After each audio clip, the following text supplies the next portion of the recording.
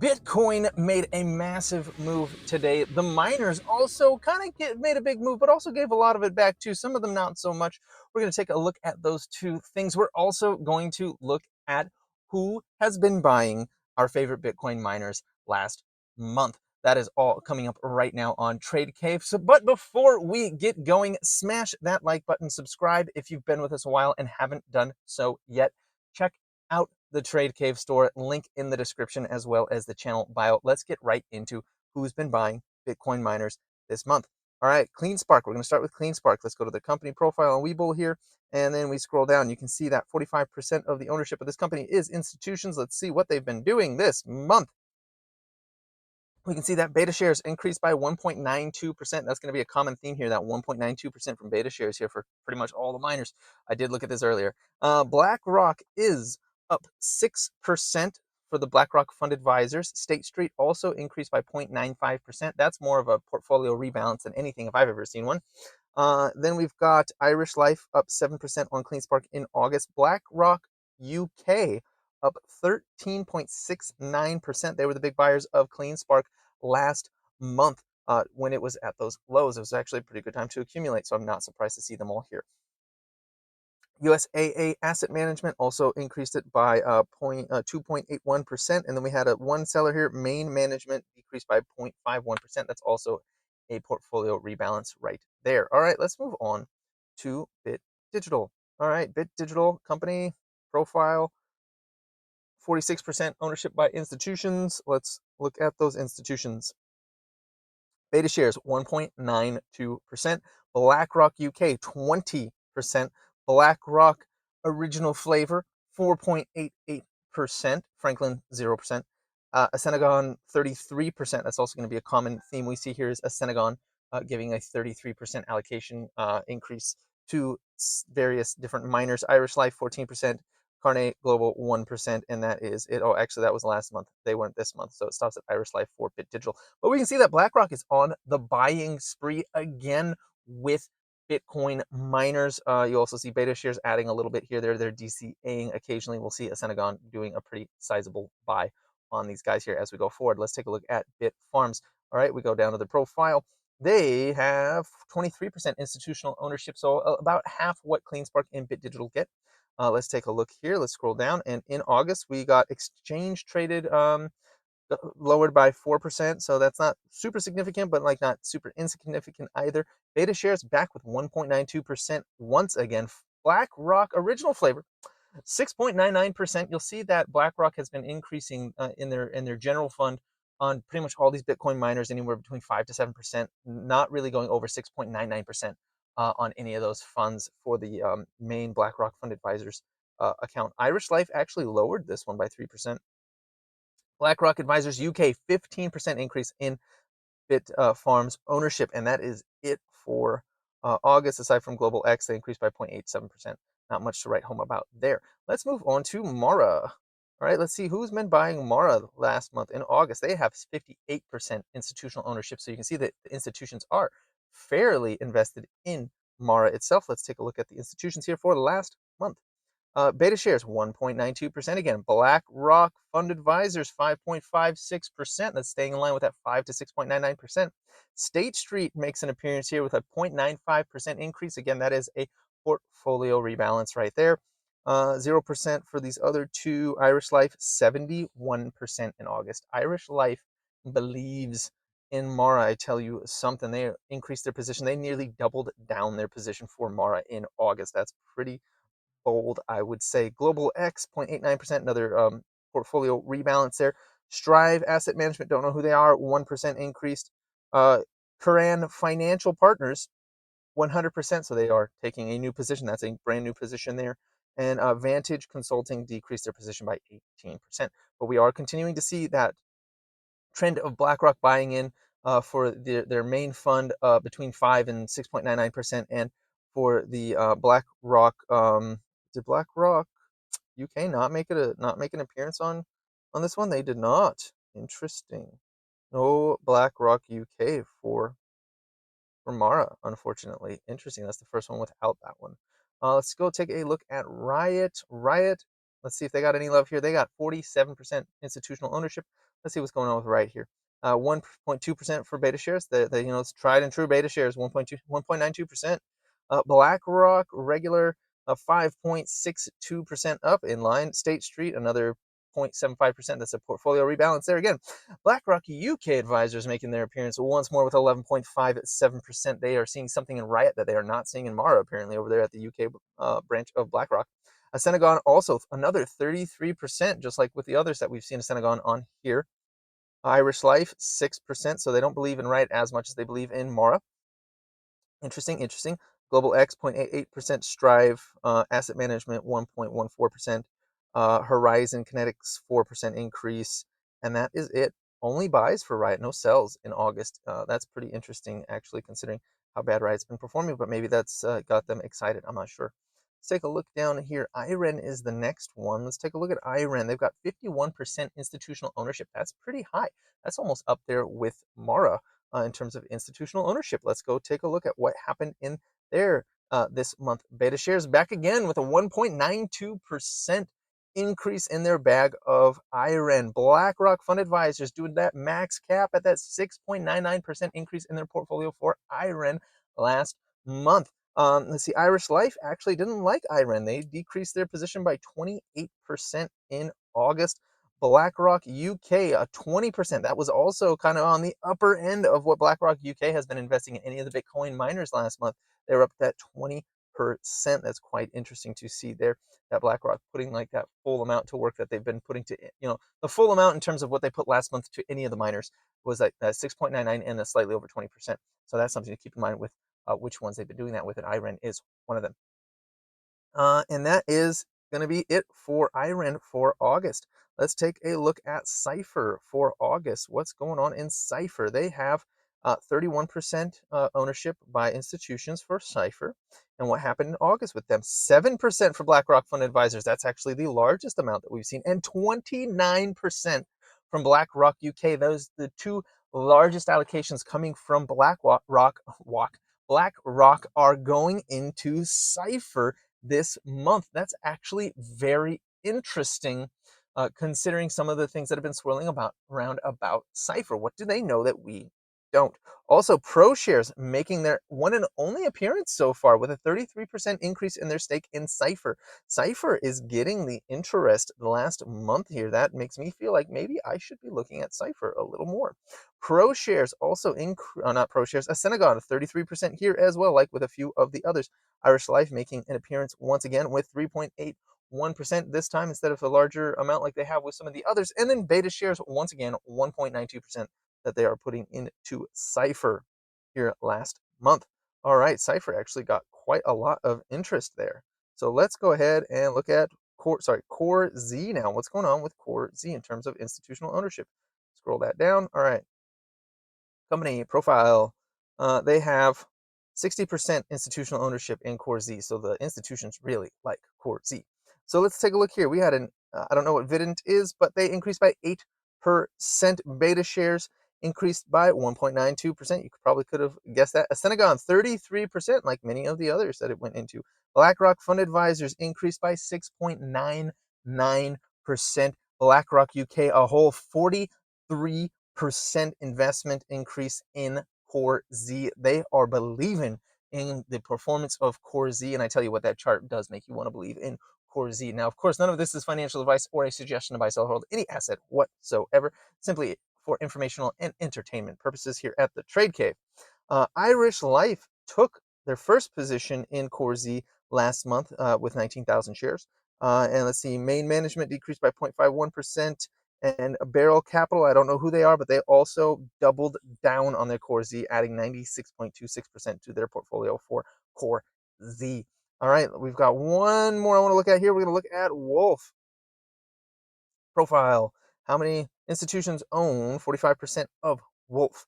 Let's see what happened last month with WULF. Beta shares coming back in with that 1.92% again. Senegon again with a 33% increase. Irish Life, not a big fan of WULF for some reason, decreasing their position by 13%, almost 14%. BlackRock UK coming in hot with a 37.9% increase in their holding for WULF in August. And BlackRock Fund Advisors the original flavor, coming in at 6.99% increase of their holdings in Wolf. State Street shows up on here with a 0%, not sure why. Main management, 0.51% decrease. That's a portfolio rebalance. Global X, 0.86%. Again, portfolio rebalance. One thing I did want to bring to your attention here on Wolf is Dimensional Fund. I don't know who they are, but in July, they increased their position size by 7,000, over 7,000%. They believe in this for some reason. Don't know why exactly, but wow, that is pretty amazing. All right, let's move on to the next part of our video here. We're going to talk about Bitcoin. Bitcoin, bull flag happening. All right, moving on. No, all right, we'll look at the bull flag. Okay, the bull flag. Remember how I said yesterday that this was a bull flag? Okay, let's go in here. So this was right here. This was a bull flag. That's what I said yesterday. Turns out that was true. Look what happened today. Look what happened today. We went and almost, oh, we got so close. We got so close to engulfing this entire three candle formation here. We almost got there. We got so close to engulfing that. We did engulf 2 previous days, so that was good. We got a bit of a wick on top. That's not great. We got a decent amount of volume, actually. Decent amount. Not like a huge amount of volume. It didn't like spike up way bigger than any of the others. It's a pretty measured move up.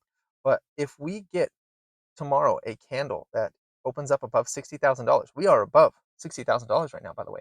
If tomorrow we get a candle that opens above $60,000 and we can get above this line at 61,147, a line I drew quite a while ago that we came up to and failed at today. If we can get above that in the next couple of days, we can see ourselves move back up to the 64, maybe even $65,000 range. We do have the 200-day moving average at $63,740 that we do need to contend with and conquer. But we come up at that with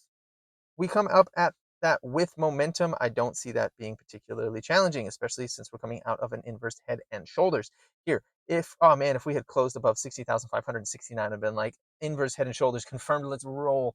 Now, of course, it would have had to open up above that tomorrow as well. But wow, was I ever right about that? I feels pretty good to be right about that. We were up 3.28%. Meanwhile, MicroStrategy was down 2.42%. I forgot I was going to mention MicroStrategy. I do need to mention this. This was down while Bitcoin was up big. This was down because there is another offering for MicroStrategy to take $700 million in debt in order to buy more Bitcoin. That's what is going on there. That's why they're down today. They announced that early today that they were going to another $700 million offering in order to buy more Bitcoin. And that's why it's down today. But it will likely, if Bitcoin continues to ride up tomorrow and the next day, it will recover likely. Now, of course, the Fed meeting is tomorrow, and that might undo us. We'll see. So let's take a look at some of our Bitcoin mining charts today. Bitcoin was up today, but CleanSpark was up only 0.88%. It was up like 5% for a short period of time. We are kind of hanging out sideways. We're going to see some sideways action for a little while in these guys. All right, is up 0.88%. Bit Digital though, 10%. We got almost 10.98%, almost 11%. This is a nice engulfing candle here. We hit $3 just about. We hit $2.99 and came down a little bit. So I don't like that rejection. I would like to see tomorrow and the next day conquer $3. We conquer $3. Bit Digital is on its way. Anything below 280 though, and we can likely revisit this trend line down here at like 260. So keep that in mind. Okay.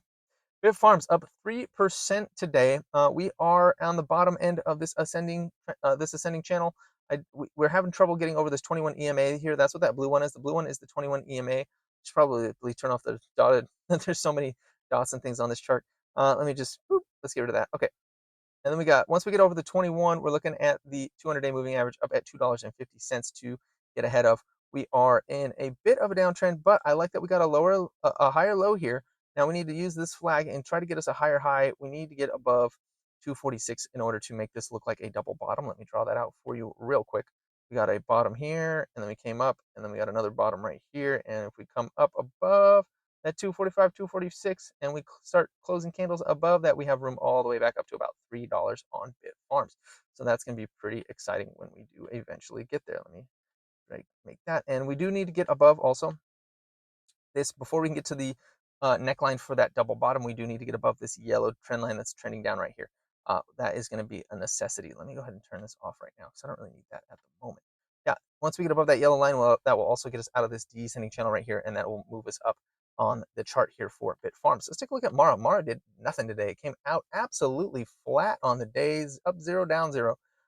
We are flagging here. We're going sideways on Mara. We really need to get back above 1651 to see any kind of movement out of this thing, but we also must stay above 1532 on Mara. Otherwise, we could break down further to that $13 level. If we get above that, what did I say, 1660? If we get above that, we do have room up to the bottom of this ascending channel here at 1762, 65-ish, somewhere in there, before we start hitting some resistance. And then, of course, at 1980, we will slam into a pretty hard wall of resistance as well. But we do have a bit of an ugly sort of pattern here. We got a bottom, and then we came to a lower bottom, and we're going flat here. But if we can jump up and just get above this 1869, then we have room up to 1980. And if that doesn't hold us back too hard, we could move ourselves all the way back up to about 24 on this thing if that is to happen. But to the downside, we could revisit 1344. That is possible since we did break that low from August 5th. We could revisit it, especially with us seeing us lose momentum here at that $16 level on Mara. Let's take a look at Riot. How is Riot doing today? We are looking a lot like Mara, to be honest. It kind of came up, lost all its momentum. It's going flat. It must get above $7.30. It has to get above 730.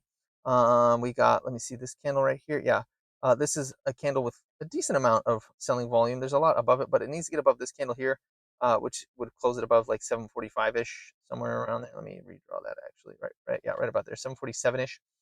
In order to negate that all that selling volume, and then get a chance to move up to 787, potentially even $8 on Riot. But right now we are getting chopped up in this little area, this little zone here between 728, 730, and 682. So if we cannot conquer $7.30, and I mean decisively, if we can't just start opening and closing candles above that on the daily, then Riot is going to just continue to chop sideways until it eventually makes an explosive move up. When that is, no clue when that is. Couldn't tell you, but it needs to do it, and it needs to do it before too long, before people start losing interest in it and start moving their money to other things and not coming back. We'll see. So, as we saw, some of the institutions do believe in Riot still, and they are buying it. So let's take a look here at IREN next. I do like IREN where it is right now. I don't dislike this at all, especially with today's candle. We were up 3.88%, but today's candle, I tell you, opened up. The body is fully above the body of the previous candles here on this flag, on this ugly megaphone flaggy thing right here. Okay, I like that the body is there. If tomorrow this thing can open up above the body where it is now, heck, this thing could do a gap up.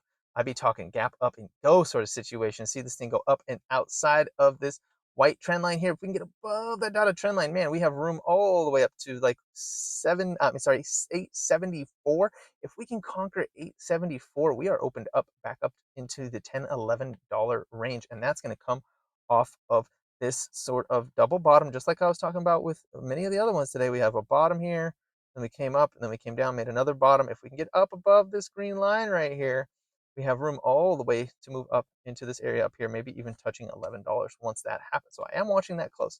I'm not saying it's gonna happen. I'm just saying once we break this white line, there is a good chance that we could revisit 875. And if that doesn't slap us right back down, we could be seeing this thing move up into the 11s sometime in late October, maybe early November. Now, if we lose this, if we come back into the chop here between 770 and let's say $7, then we're gonna get chopped up all the way down to $7, and then potentially, if we lose $7, we could revisit the lows down here in the 660s. Which honestly, I'll buy more there. I'll buy more. I'll be starting to view this as an inverted head and shoulders at that point, and I'll be buying more down near this yellow line if it gets there. I'm not saying it's going to, but if it does, you better believe I'll be buying just like I was before. And in fact, I'm actually green almost 10, 12% on my IREN now, as I've been buying underneath $10 and consistently buying down there. Let's take a look at CORZ. How is CORZ doing? CORZ looks great. Moving on. No, CORZ, we'll take a look at CORZ. We'll actually do a serious look at it right now. Let's see here. CORZ. Let me see. Yeah, all right. I like it. I like it a lot. So we are above the 5-day, above the 20. Honestly, if this were a day trade, I would have bought it back here on the 12th and just rode that thing up and kept riding it up. What am I looking at right now, though? I am looking for this to be making something of a bowl, right? So there's a couple of things I like about this chart. One, this is looking very bowly, right? And even if it came back down to say even like 1065, 1060, I'd still be looking at it to use that as an area to bounce, honestly. I'd be looking at that as an area to potentially bounce on CORZ. This formation is real strong right here. We made a higher low and we made a higher high. Okay.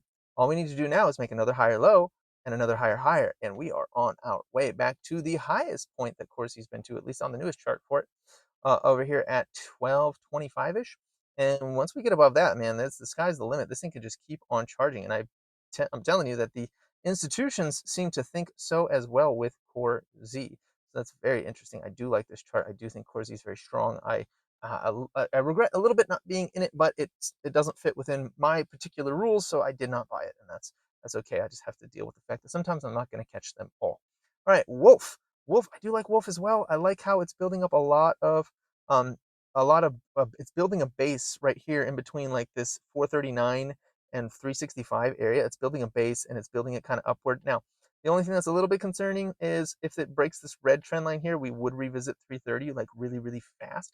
But if it can make a higher high above 455, I'd be pretty happy with that. Now, we did print a pretty wicked, I don't know if you want to call this an inverted hammer, you want to call this a gravestone um, candle right here. It's not the greatest candle. We kind of came up, tried to get above these moving averages, and then got slapped right back down. So that's kind of ominous. And if we break this red line tomorrow, I would expect to come back to 330. However, if we are able to crack 450, we will have room up to about $5 on Wolf. But Wolf's been kind of just consolidating a little nicer than some of the others because it's consolidating up versus down in a lot of ways here. So I do like where Wolf is right now, but I do want to recognize that there is absolutely potential to come back down to 330 before going any higher. All right, let's take a look at CIFR. CIFR is going to be the last one we look at today. CIFR's been in a wicked downtrend. I don't know what the institutions are seeing here. I'm not sure what they know that I don't know, but BlackRock definitely bought a whole bunch of it. I believe it was what Irish Life also bought a whole bunch of it. I don't know what they're seeing necessarily, but I mean they're smarter than me, so and they have more information than me, so maybe there's something I'm missing. But this thing, it does look like it's basing. I'll give you that. It does look like it's basing. It does look like it wants to make a bottom here, maybe come up, pop down one more time for a little bottom, and then roll up into this $4 area. But then once we're in between $4 and 450, there's a lot of resistance there. So I'm expecting some kind of moves like this. And then once we break it, maybe a little sideways action. And then we start moving up into like $5, $6 again. But I see that taking some time because there's a lot of resistance above. I think it's going to take a lot of momentum to move this thing up. And I'm just kind of wondering what's going on there because we did break this descending trend line right here. We did break this. This is broken.